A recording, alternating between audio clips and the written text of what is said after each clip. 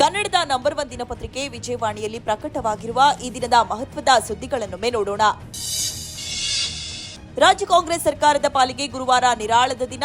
ಮುಡಾ ಹಗರಣದಲ್ಲಿ ಪ್ರಾಸಿಕ್ಯೂಷನ್ಗೆ ರಾಜ್ಯಪಾಲರು ನೀಡಿರುವ ಅನುಮತಿಯ ರದ್ದತಿ ಕೋರಿ ಸಿಎಂ ಸಿದ್ದರಾಮಯ್ಯ ಸಲ್ಲಿಸಿದ್ದ ಅರ್ಜಿ ವಿಚಾರಣೆಯನ್ನ ಹೈಕೋರ್ಟ್ ಆಗಸ್ಟ್ 31ಕ್ಕೆ ಮುಂದೂಡಿದೆ.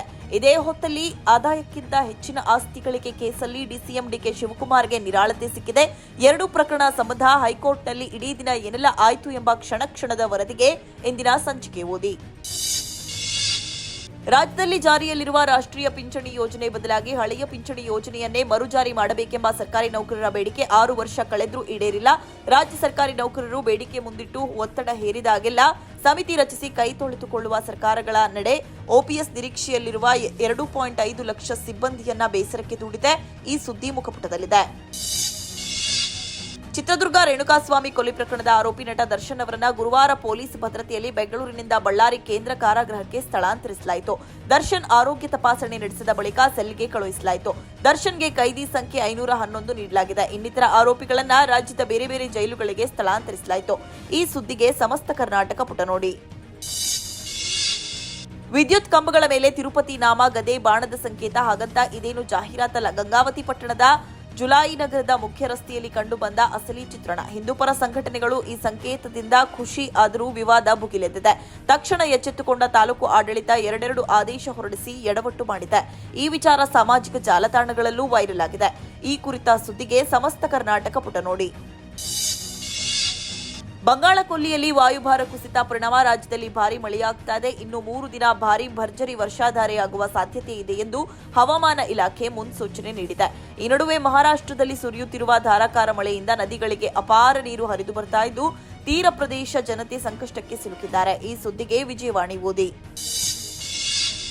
ಕಳೆದ ಲೋಕಸಭಾ ಚುನಾವಣೆಗೆ ಮುನ್ನ 2 ಹಂತದಲ್ಲಿ ಭಾರತ್ ಜೋಡೋ ಯಾತ್ರೆ ನಡೆಸಿದ್ದ ಕಾಂಗ್ರೆಸ್ ನಾಯಕ ರಾಹುಲ್ ಗಾಂಧಿ ಇದೀಗ ಭಾರತ್ ಡೋಜೋ ಯಾತ್ರೆಗೆ ಸಜ್ಜಾಗ್ತಾ ಇದ್ದಾರೆ. ರಾಷ್ಟ್ರೀಯ ಕ್ರೀಡಾ ದಿನದ ಅಂಗವಾಗಿ ಮಾರ್ಷಲ್ ಆರ್ಟ್ಸ್ ಅಭ್ಯಾಸ ಮಾಡಿದ್ದ ವಿಡಿಯೋವನ್ನು ಸಾಮಾಜಿಕ ಜಾಲತಾಣದಲ್ಲಿ ಹಂಚಿಕೊಂಡಿರುವ ರಾಹುಲ್ ಗಾಂಧಿ ಶೀಘ್ರವೇ ಭಾರತ್ ಡೋಜೋ ಆರಂಭಿಸುವ ಮಾಹಿತಿ ನೀಡಿದ್ದಾರೆ. ಈ ಸುದ್ದಿಗೆ ದೇಶ ವಿದೇಶ ಪುಟ ನೋಡಿ.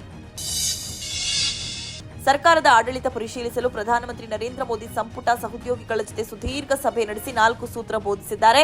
ಕಾರ್ಯನಿರ್ವಹಣೆ, ಸುಧಾರಣೆ, ಪರಿವರ್ತನೆ, ಮಾಹಿತಿ ಎಂಬ 4 ಅಂಶಗಳನ್ನು ಪಾಲಿಸುವಂತೆ ನಿರ್ದೇಶನ ನೀಡಿದ್ದಾರೆ. ಈ ಮಾಹಿತಿಗೆ ದೇಶ ವಿದೇಶ ಪುಟ ನೋಡಿ.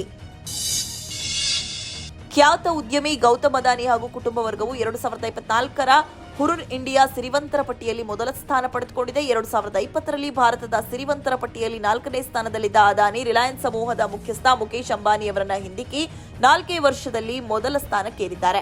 ಕಳೆದ ಒಂದೇ ವರ್ಷದಲ್ಲಿ ಅದಾನಿ ಆಸ್ತಿ ಮೌಲ್ಯ 95% ಅಂದ್ರೆ 5,65,503 ಕೋಟಿ ರೂಪಾಯಿಗಳಷ್ಟು ಏರಿಕೆಯಾಗಿದೆ. ಈ ಸುದ್ದಿಗೆ ಮನಿ ಮಾತು ನೋಡಿ. ಭಾರತೀಯ ಷೇರುಪೇಟೆಯಲ್ಲಿ ಗೂಳಿಯ ಅಬ್ಬರ ಮುಂದುವರೆದಿದೆ. ಮುಂಬೈ ಷೇರುಪೇಟೆ ಸೂಚ್ಯಂಕ ಸೆನ್ಸೆಕ್ಸ್ ಗುರುವಾರ 82,285 ಮತ್ತು ರಾಷ್ಟ್ರೀಯ ಷೇರುಪೇಟೆ ಸೂಚ್ಯಂಕ ನಿಫ್ಟಿ 25,192 ಅಂಶಗಳಿಗೆ ತಲುಪುವ ಮೂಲಕ ಸಾರ್ವಕಾಲಿಕ ಗರಿಷ್ಠ ಮಟ್ಟಕ್ಕೆ ತಲುಪಿ ದಾಖಲೆ ಸೃಷ್ಟಿಸಿದ್ವು. ಈ ಸುದ್ದಿಗೆ ವಿಜಯವಾಣಿ ಓದಿ. ಬರವಣಿಗೆ ನಟನೆಯಲ್ಲಿ ಬ್ಯುಸಿಯಾಗಿರುವ ಪುಟ್ಟಗೌರಿ ಮದುವೆ, ಕನ್ನಡತಿ ಧಾರಾವಾಹಿ ಖ್ಯಾತಿಯ ರಾಜಹಂಸ ಟಕ್ಕರ್ ಸೇರಿ ಹಲವು ಸಿನಿಮಾಗಳಲ್ಲೂ ಮಿಂಚಿರುವ ರಂಜನಿ ರಾಘವನ್ ಶುಭ ಸುದ್ದಿ ನೀಡಿದ್ದಾರೆ. ಬಹುಕಾಲದ ಗೆಳೆಯ ಸಾಗರ್ ಭಾರದ್ವಾಜ್ ಅವರೊಂದಿಗಿನ ಫೋಟೋ ಹಂಚಿಕೊಳ್ಳುವ ಮೂಲಕ ಇವರೇ ನನ್ನ ಹುಡುಗ ಎಂದು ಪರಿಚಯಿಸಿದ್ದಾರೆ. ಈ ಮೂಲಕ ಸೋನಲ್ ಮೊಂಟೆರೋ ಬಳಿಕ ಮತ್ತೊಬ್ಬ ಚಂದನವನದ ತಾರೆ ಹೊಸ ಬದುಕಿಗೆ ಕಾಲಿಡಲು ಮುಂದಾಗ್ತಾ ಇದ್ದಾರೆ. ಈ ಸುದ್ದಿಗೆ ಸಿನಿಮಾಣಿ ನೋಡಿ. ಭಾರತ ಕ್ರೀಡಾಪಟುಗಳು ಗುರುವಾರ ಆರಂಭಗೊಂಡ ಪ್ಯಾರಿಸ್ ಪ್ಯಾರಾ ಒಲಿಂಪಿಕ್ಸ್ ಕ್ರೀಡಾ ಸ್ಪರ್ಧೆಯ ಮೊದಲ ದಿನ ಮಿಶ್ರಲ ಕಂಡಿದ್ದಾರೆ. ಭಾರತಕ್ಕೆ ಹೆಚ್ಚಿನ ಪದಕ ನಿರೀಕ್ಷೆ ಇರುವ ಪ್ಯಾರಾ ಬ್ಯಾಡ್ಮಿಂಟನ್ ಸ್ಪರ್ಧೆಯಲ್ಲಿ ಕನ್ನಡಿಗ ಸುಹಾಸ್ ಯತಿರಾಜ್, ಸುಕಾಂತ್ ಕದಂ, ತರುಣ್ ಧಿಲ್ಲೋನ್, ಪಾಲಕ್ ಕೊಹ್ಲಿ, ತುಳಸಿಮತಿ ಮುರುಗೇಶನ್ ಸಹಿತ 8 ಶಟ್ಲರ್ಗಳು ಸಿಂಗಲ್ಸ್ನಲ್ಲಿ ಗೆಲುವಿನ ಆರಂಭ ಕಂಡಿದ್ದಾರೆ. ಈ ಸುದ್ದಿಗೆ ಕ್ರೀಡಾಪುಟ ನೋಡಿ.